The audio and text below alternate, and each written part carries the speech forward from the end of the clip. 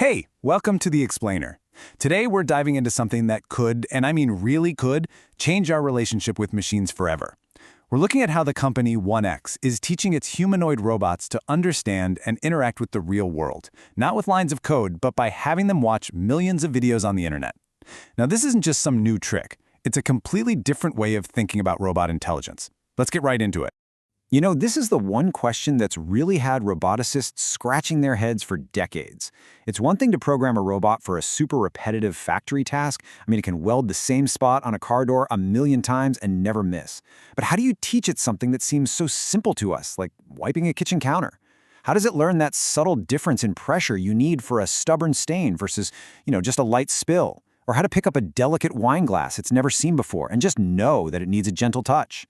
This intuitive grasp of the world, of cause and effect, that's what we call common sense. And it's really been the final frontier, separating clunky machines from truly helpful assistants. So to really get why this is such a huge deal, we've got to look at the old way versus the new way. The traditional method is something called a Vision Language Action Model, or a VLA. Basically, you show a robot a picture and give it a text command. The problem, it needs a staggering amount of robot-specific data for every single task. A person has to literally hand-hold the robot through an action thousands of times. It's slow, it's expensive, and it just doesn't scale. The new way, the one 1X is pioneering, is the video world model. Instead of static photos, it learns from motion. It watches millions of human videos to understand not just what something is, but how it moves, how it behaves. It's learning the physics of the world, which lets it apply that knowledge to totally new situations. It's a complete paradigm shift.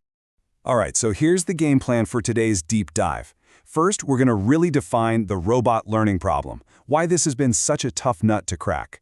Then, we'll explore this breakthrough idea of learning from internet videos. After that, we'll get into the secret sauce, the 1X WEM training recipe. Then comes the really fun part. We'll see the robot Neo put to the test.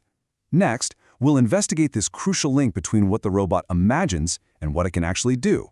And finally, we'll wrap up by looking at the incredible future this kind of technology is unlocking. Okay, let's really dig into the heart of the problem 1X is trying to solve here. What is it that makes it so unbelievably hard to give a robot a physical understanding of our world? So that old way we mentioned, it's all based on these things called VLAs. You can think of them as an add-on to the large language models we're all getting used to. You start with a powerful vision language model, a VLM, which is awesome at looking at a picture and telling you what's in it. It can say, that's a cup, that's a table. Then you basically bolt on this action module to it. The idea is to take its knowledge of what a cup is and somehow translate that into the actual physical movements needed to pick it up. Yeah, but here's where that whole approach just hits a wall. First off, a VLM can identify a cup, but it has zero understanding of physics. It doesn't know the cup will fall if it lets go, or that it might be full of hot coffee. So to teach it that stuff, you need a ton of robot-specific data, which is just crazy expensive and time-consuming to get. And that, right there, is a massive bottleneck. You can't possibly show it every object in every scenario. So what happens?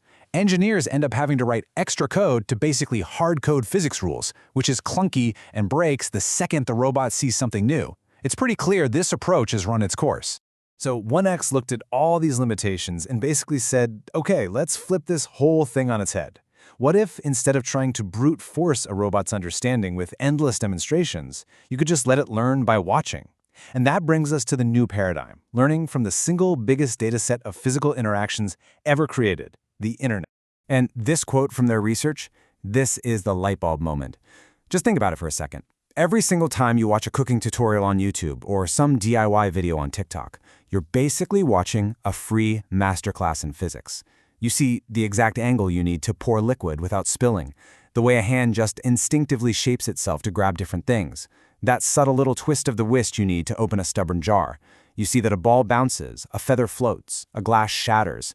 The internet is this massive, untapped library of physical knowledge, just waiting for the right student to come along. But, and this is the really critical piece that makes this whole thing click, why can 1X's robot, Neo, learn from these videos when, say, a factory arm or one of those dog-like robots can't? It all comes down to the humanoid advantage. See, because Neo is built to look and move like a person, with similar proportions, similar joints, it can directly map what it sees in human videos onto its own body. Put it simply, its body moves so much like ours that it can actually copy our movements. A robot on wheels can't learn to open a cupboard from watching a person because, well, it doesn't have arms. But Neo does. What a human does in a video, Neo can try to do in the real world. Okay, so the big idea is genius, right? Learn from videos, use a human-like body. But how? How does that actually work? I mean, how do you turn pixels from a random internet video into a precise command for a robot's motor? Well, this is where we get into the absolutely brilliant training recipe for the 1X world model. So they've broken the whole system down into two really elegant parts. The first is the world model. And you can think of this as the robot's imagination.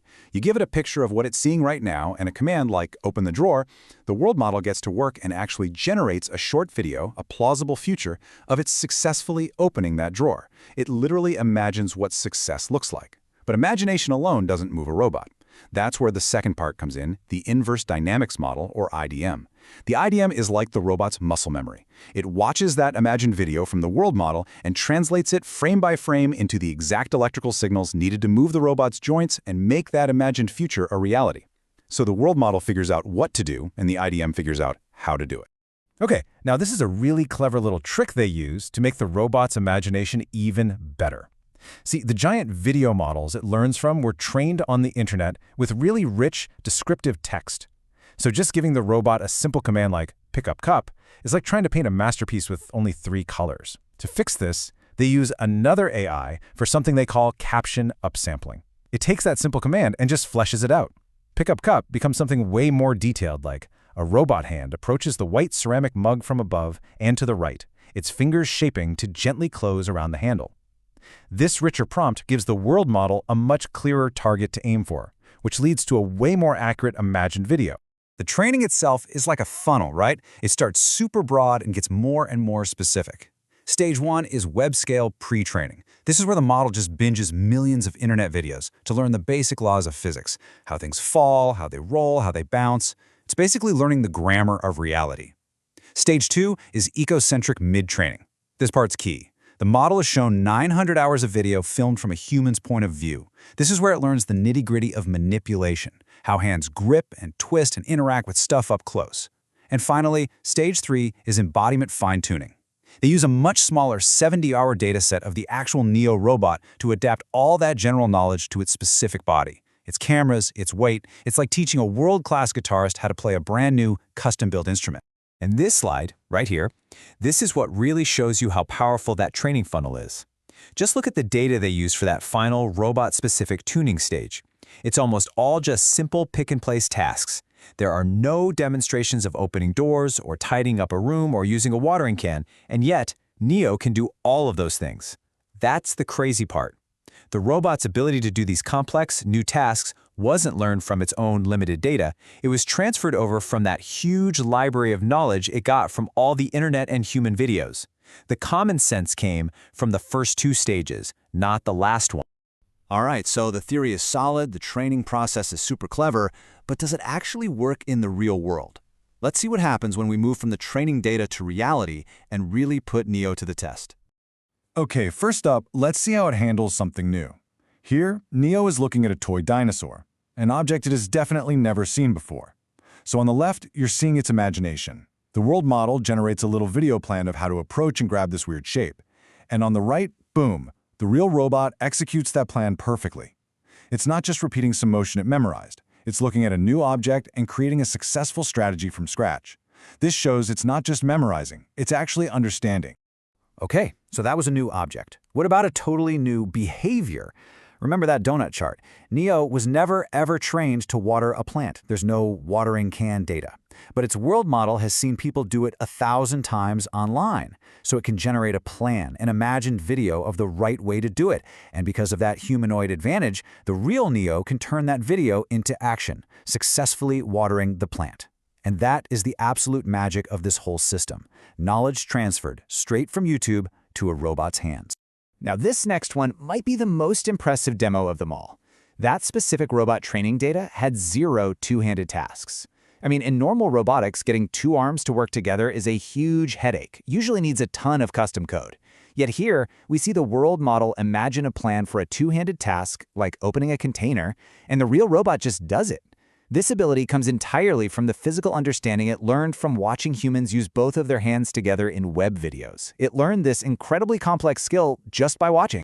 But okay, let's get down to brass tacks. How did it do in the numbers game?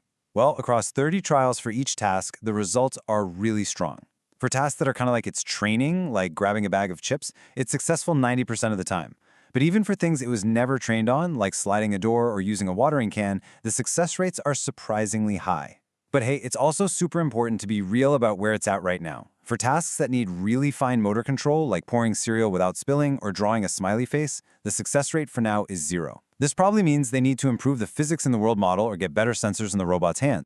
I mean, that's pretty incredible stuff, right? A clear look at both the power and the current limitations. If you're finding this deep dive into the future of robotics as fascinating as I am, now would be a great time to subscribe to The Explainer so you don't miss our future analyses on the tech that's literally shaping our world. So we've seen what Neo can do, and we know it imagines a plan first. This leads to a really important question. Is there a real measurable connection between how good that imagined video is and how well the robot actually does the task? Let's just put the question out there, plain and simple. If the world model creates a video that looks more physically correct, more accurate, or just better, does that directly lead to a higher success rate when the actual robot tries to do it? It's a fundamental question about this whole approach, and luckily 1X ran some really clever experiments to find out. And here's our first big clue. For the task of pulling a tissue out of a box, if they just let the model come up with one plan and go for it, the success rate was 30%. But then they tried something. What if they let it generate 8 different video plans at the same time? Then the robot could just pick the one that looked the most realistic. And by doing just that, the success rate jumped from 30% all the way to 45%. Think about that, a 50% jump in performance, just by letting the robot think through a few options and pick the best one.